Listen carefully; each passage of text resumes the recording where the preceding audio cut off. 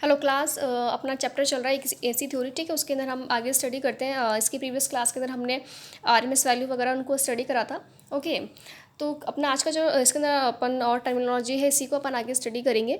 तो first of all take this point औसत मान। ठीक है, एवरेज वैल्यू। सी देखिए, इसके अंदर क्या होता है, एवरेज वैल्यू जो चीज़ होती है वो क्या होती है। इसके पहले अपन ने जो टॉपिक पढ़ा था वो आरएमएस वैल्यू था। ठीक है, अपन को एक जस्टिफाई करना था मेजरिंग, अपन जब कर रहे हैं करंट को मेजर जब कर रहे हैं तो कि कितने एम्पियर की वहाँ पे करंट हो। ओके, तो क्या करंट की वैल्यू तो हर टाइम चेंज होती रहती है, तो आप कैसे इसके अंदर पता लगा पाओगे कि एक्चुअल जो करंट फ्लो हो रही है, ठीक है, उस करंट की वैल्यू कितनी है। ठीक है, जैसे अपन ये डायग्राम लिखते हैं इसके अंदर, तो हर टाइम करंट की वैल्यू चेंज हो रही है। ठीक है, जीरो हो रही है, फिर मैक्सिमम हो रही है, इसके बीच में काफ़ी बार चेंज हो रही है, नेगेटिव हो रही है।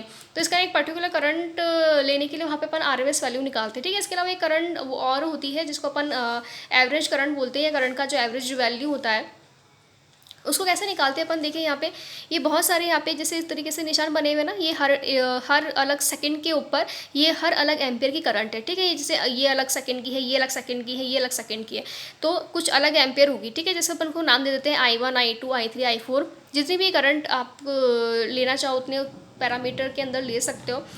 तो कि फिर इन करंट का एवरेज जो होगा वो अपना क्या कहलाएगी, करंट की एवरेज वैल्यू कहलाएगी। ठीक है, आई एवरेज वैल्यू कहलाएगी। ठीक है, क्या बोलते हैं, देखो अच्छा ये जो चीज़ काउंट करी है अपन ने एवरेज वैल्यू, ओके, ये सिर्फ आप पॉजिटिव हाफ साइकिल के अंदर करनी है, नेगेटिव हाफ साइकिल की वैल्यू आपको काउंट नहीं करनी है इसके अंदर। क्यों, आप खुद देख सकते हैं यहाँ पे कि अपन जैसे किसी चीज़ का एवरेज निकालते हैं तो एवरेज अपन किस तरीके से निकालते हैं, यहाँ पे सिंपल इनको जोड़ करके। ओके, जितने भी नंबर ऑफ करंट है यहाँ पे, जितने भी या फिर जैसे जो भी वोल्टेज भी हो सकता है, वोल्टेज है उनको आप उतनी संख्या के अंदर यहाँ से डिवाइड कर दो। जैसे अगर फॉर एग्जांपल 3 में यहाँ पे लेती हूँ तो यहाँ पे 3 से आप डिवाइड कर दीजिए। ओके, अब लेकिन देखो यहाँ पे अगर मैं इसको जैसे 3 यहाँ पे वैल्यू ली है पॉजिटिव हाफ साइकिल के अंदर, यहाँ पे 3 अपन ने कुछ करंट ली है, 3 टाइम अलग अलग टाइम के ऊपर 3 करंट ली है। अब इतनी ही अगर मैं यहाँ पे लेती हूँ नेगेटिव हाफ साइकिल में लेती हूँ तो ये करंट तो नेगेटिव में चली जाएगी। ठीक है, अब 3 यहाँ पे अपन लिखते हैं इसको फॉर्मूले के अंदर।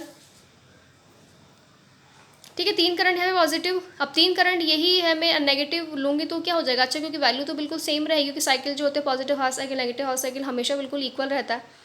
तो इस तरीके से यहाँ तो कट के आंसर जीरो आ जाएगा, तो ये करंट की वैल्यू क्या हो जाएगी, जीरो हो जाएगी। तो इस तरीके से क्या लिखा हुआ पे सिर्फ हाफ साइकिल के लिए बोला डेफिनेशन, फुल साइकिल नहीं होता, हाफ साइकिल होता है। हाफ साइकिल में तात्कालिक मानों का जो औसत होगा, ओके, वो क्या कहलाएगा, करंट का एवरेज वैल्यू कहलाएगी। इसका फॉर्मूला है, बिल्कुल देख लीजिए आप यहाँ पे इसका फॉर्मूला। और इसके अलावा क्या होता है, ये तो अपन को जब करंट की वैल्यू अलग अलग दे रखी है तब है, जैसे अपन ने आरएमएस के अंदर पढ़ा था, रूट मीन स्क्वायर वैल्यू के अंदर पढ़ा था। अब यहाँ पे क्या है कि सिर्फ आपको मैक्सिमम वैल्यू दे रखी करंट पे। ठीक है, ये यहाँ पे जैसे 10 एम्पियर है, ये 10 एम्पियर आपको गिवन है, फिर आपको निकालनी है कि जो एवरेज करंट होगी वो क्या रहेगी। तो आपको कुछ नहीं करना है, यहाँ पे किससे मल्टीप्लाई करना है, 0.637 से मल्टीप्लाई करना है। जिस तरीके से हम जो आरएमएस वैल्यू जो थी, आरएमएस वैल्यू हम अपन किससे मल्टीप्लाई कर रहे थे, आरएस वैल्यू के अंदर हम 0.707 से मल्टीप्लाई करे थे। ठीक है, चाहे करंट हो चाहे वोल्टेज हो। तो अब अपन को क्या करना है, एवरेज वैल्यू के अंदर 0.637 से। ठीक है, और बिल्कुल स्टूडेंट आप बिल्कुल ध्यान रखिए इसको कि ये क्वेश्चन डेफिनेटली जो मेरे जितने वीडियो के अंदर बोले हुए कि ये क्वेश्चन आए हुए हैं वो बिल्कुल आए हुए हैं क्वेश्चन ना एग्जाम्स के अंदर, आईटी के बच्चों के एग्जाम के अंदर बिल्कुल आए हुए हैं। टेक्निकल हेल्पर के जो एग्जाम्स होते हैं, ठीक है, चाहे रेलवे के हो चाहे इलेक्ट्रिसिटी बोर्ड के हो, डेफिनेटली इनको आप बिल्कुल ध्यान से कीजिएगा कि ये क्वेश्चन ज़रूर आते हैं। और छोटी छोटी चीज़ें ही हैं, इनमें कुछ इतना टिपिकल नहीं है, एक बार सिर्फ आपको सिर्फ थोड़ा सा चीज़ें ध्यान लगा के इसको सीखना ही है ना। तो एवरेज वैल्यू जो होती है वो 0.637 से मल्टीप्लाई करना आपको, हाई मैक्सिमम करंट को आपकी एवरेज वैल्यू निकल जाएगी।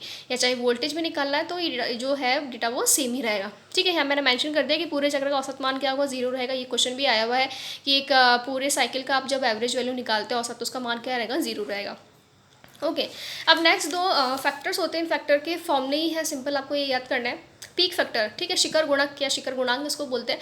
क्या होता है ये एक अपन रेशो लेते हैं कि आई मैक्सिमम या वोल्टेज मैक्सिमम। ठीक है, मैक्सिमम वैल्यू का आरएमएस वैल्यू से कितना रेशो है। ठीक है, शिखर मान डिवाइडेड बाय प्रभावी मान। प्रभावी मान का ध्यान रखना, आरएमएस वैल्यू को अपन क्या बोलते हैं, प्रभावी मान ही बोलते हैं।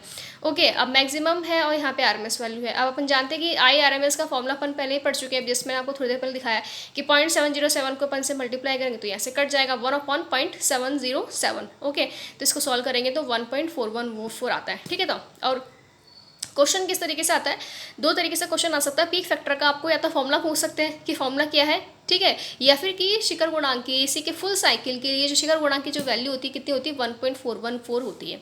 ठीक है। इसके अलावा नेक्स्ट पॉइंट है फॉर्म फैक्टर, इसको आकृति गुणक भी बोलते हैं। इसका भी फॉर्मूला ही होता है प्रभावी मान डिवाइडेड बाय औसत मान, ठीक है। आरएमएस वैल्यू और एवरेज वैल्यू का जो रेशो होगा वो, ओके। यहाँ पे बिल्कुल पहले की तरह अपन ने यहाँ पे इनकी वैल्यू लिख दी है, इनको काट दिया है। यहाँ पे के की वैल्यू जो कितनी है 1.1, ये क्वेश्चन भी बहुत बार आया हुआ है कि फॉर्म फैक्टर की वैल्यू कितनी होती है 1.1। इसको तो आप स्पेशली बिल्कुल अच्छे तरीके से याद करिएगा कि फॉर्म फैक्टर की वैल्यू कितनी होती है 1.11 होती है। उसके बाद में एक टर्म आती है फेज़, ठीक है। वेरी इंपॉर्टेंट चीज़ सीखने जा रहे हैं, इसको उनको ध्यान से देखिएगा कि फेज़ का मीनिंग क्या होता है ना। फेज़ मतलब क्या होती है, जिसको हिंदी में क्या बोलते हैं अपन कला, कि अब कोई भी सर्किट के अंदर जब करंट फ्लो हो रही है, ठीक है, करंट जो फ्लो हो रही है और साथ में क्या होगा वोल्टेज भी होगा यहाँ पे, ठीक है। ये करंट के लिए मैंने वेक्टर बनाया और ये मैंने वोल्टेज के लिए बनाया, तो इन दोनों का क्या स्थिति रहती है, किस तरीके से ये आपस में चलते हैं। तो किसी भी समय पर धारा या वोल्टेज की जो स्थिति होती है इसको क्या बोलते हैं अपन फेज़, ठीक है। टाइम के अकॉर्डिंग धारा और वोल्टेज की जो स्थिति रहती है इसको अपन फेज़ बोलते हैं। अब आपको बताती हूँ कि अपन इसको किस तरीके से और अच्छे से समझ सकते हैं। तो किसी देखिए मैंने यहाँ पे डायग्राम बनाए कुछ, ठीक है। ये वेव डायग्राम है, ये वेक्टर डायग्राम है। अभी तक आप समझ गए होंगे कि वेव डायग्राम क्या होता है, वेक्टर डायग्राम क्या होता है, ओके। देखो यहाँ पे कि ये एक ई वोल्टेज के लिए एक वेव है, ठीक है, और जो डैश वाली है वो करंट के लिए वेव है, ओके। तो अपन क्या देख रहे हैं कि ज़ीरो ही पॉइंट से ई स्टार्ट हुआ, ठीक है, और अपने फाइनल वैल्यू तो पहुंचा, ओके। अब उसी ज़ीरो की वैल्यू से आपका आई स्टार्ट हुआ और अपने फाइनल वैल्यू पर पहुंच गया। मीन्स दोनों ही राशियाँ जो है, दोनों ही जो क्वांटिटी है ईएमएफ और आपका करंट, ये दोनों के देखो साथ साथ ही उत्पन्न हो रही है, साथ साथ ही अपने मैक्सिमम वैल्यू पर पहुंच रही है, साथ साथ ही यहाँ पे ज़ीरो हुई, फिर वापस नेगेटिव होकर के वापस फाइनल वैल्यू पर पहुंच गए साथ साथ, ठीक है। तो इसका अपन वेक्टर डायग्राम स्टडी करें तो वो किस तरीके से बनेगा, ई और आई को अपन क्या करेंगे इस तरीके से शो करते हैं। जब दोनों राशियाँ पे साथ साथ चलती है ना, उसको क्या बोलते हैं अपन, एक तरीके से पहले उसका नाम देख लें आप कि दोनों राशियाँ जब साथ साथ चलती हैं, ठीक है, तो क्या बोलते हैं उसको अपन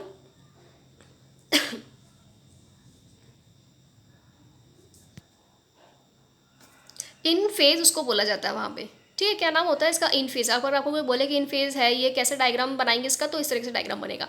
और जो ई और आई जो है ये बिल्कुल साथ साथ एक ही लाइन में चलेंगे, ठीक है। अब इनकी वैल्यू बिल्कुल अलग अलग हो सकती है, आई की वैल्यू अलग हो सकती है, ई की वैल्यू अलग हो सकती है, बट इनको जो है लाइन अपन एक ही लाइन से शो करेंगे, ठीक है। जैसे सपोज का एग्जाम्पल लेते हैं अपन कि एक यहाँ पे कि कोई एक गली जा रही है, ठीक है। अब दोनों जने क्या चल रहे हैं, इसी डायरेक्शन में चल रहे हैं ना, एक साथ हो सकता है कि ना बिल्कुल कितने भी जने यहाँ पे हो सकते हैं। फॉर एग्जांपल जैसे मैंने दो लिए हैं, ठीक है, तो इस तरीके से अगर साथ साथ चल रहे हैं यहाँ पे, है ना, तो अपन क्या बोलेंगे उसको कि ये क्या चल रहा है आपस में, क्या है, इन फेस के अंदर है। अब ये डायग्राम देखिए यहाँ पे, ये डायग्राम किस तरीके से बनाया हुआ है कि ई जो है, ठीक है, वो तो अपना स्टार्ट हो गया यहाँ जो जीरो वाली वैल्यू होती है, ठीक है, जीरो वाली वैल्यू से चलना स्टार्ट हो गया, ठीक है। यहाँ पे ये इस तरीके से 180 डिग्री पे आया जीरो, फिर वापस अपने पीक वैल्यू पे पहुँच गया।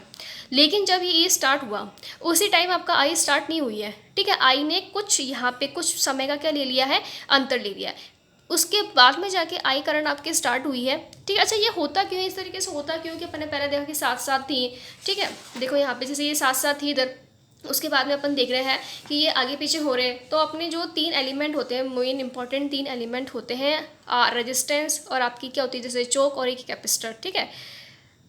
ये तीनों इस तरीके से नेचर दिखाते हैं। रेजिस्टेंस की कैसे बात करें, रेजिस्टेंस के अंदर करंट और वोल्टेज आकर बिल्कुल साथ चलता है, इन फेज या सेम फेज इसको बोलते हैं।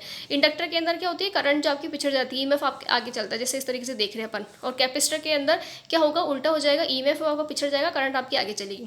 यार ये अपने पॉइंट्स आएंगे आगे, मैं आपको ये बताना चाह रही हूँ इसके अंदर कि ये स्थिति पैदा कहाँ पे होती है, ओके।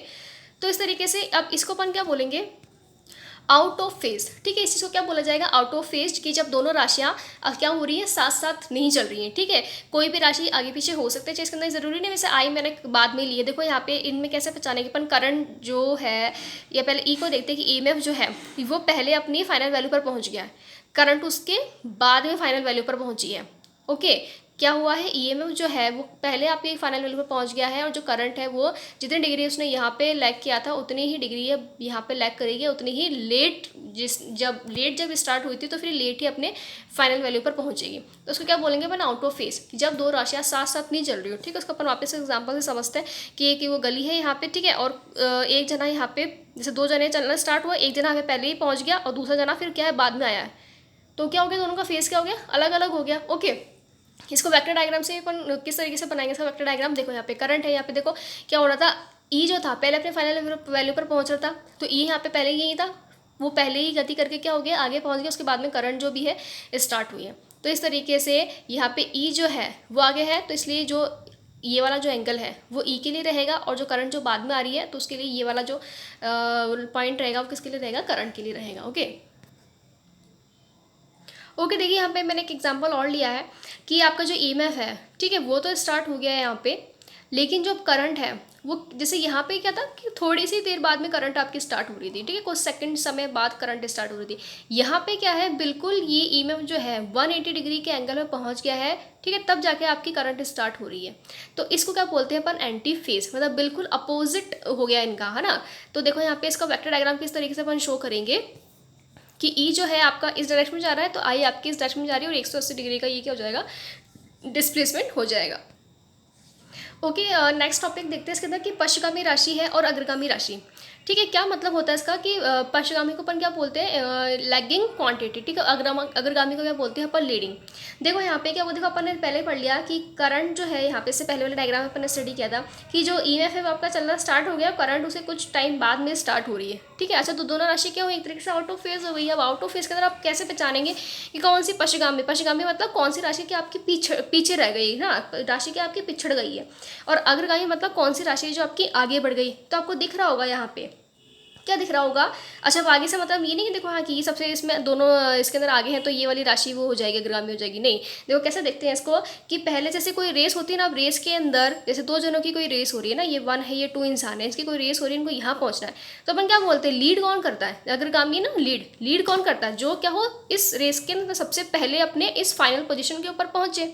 तो इसी तरीके से यहाँ पे अपन क्या देखेंगे कि कौन लीड करेगा, कि अपनी फाइनल पोजीशन के ऊपर जो सबसे पहले पहुंचे। तो आपको दिख रहा होगा जैसे ई है यहाँ पे, ठीक है, देखो ये यहाँ पे फाइनल पोजीशन में पहुंच गया है, और इसके इतने टाइम बाद ये करंट क्या हुई है, यहाँ पे फाइनल वाले पर पहुंची है। तो इस तरीके से आपकी जो लीडिंग राशि होगी, ठीक है, लीडिंग राशि जो होगी, लीडिंग राशि क्या होगी आपके पास में यहाँ पे ईएमएफ आपका लीड कर रहा है, और करंट क्योंकि पिछड़ गई है, ठीक है, इसलिए करंट क्या हो जाएगी यहाँ पे इस तरीके से लैग कर जाएगी।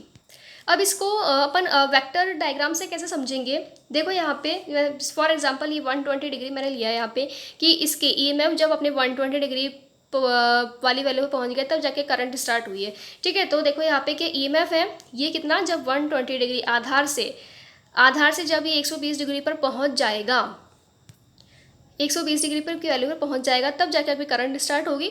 तो इस तरीके से इनमें ये अंतर कितना आ गया, 120 डिग्री का। तो इस वाले वेव डायग्राम के लिए वेक्टर डायग्राम बन गया। अब जो ये 120 डिग्री है इसको अपन क्या बोलते हैं, फेज डिफरेंस, कि इन दोनों के अंदर फेज डिफरेंस कितने का, 120 डिग्री का। ओके तो आज की क्लास के अंदर इतना ही, आगे अपन और टॉपिक है रजिस्टिव सर्किट है, इंडक्टिव सर्किट है, उस नेक्स्ट क्लास के अंदर उसको स्टडी करेंगे।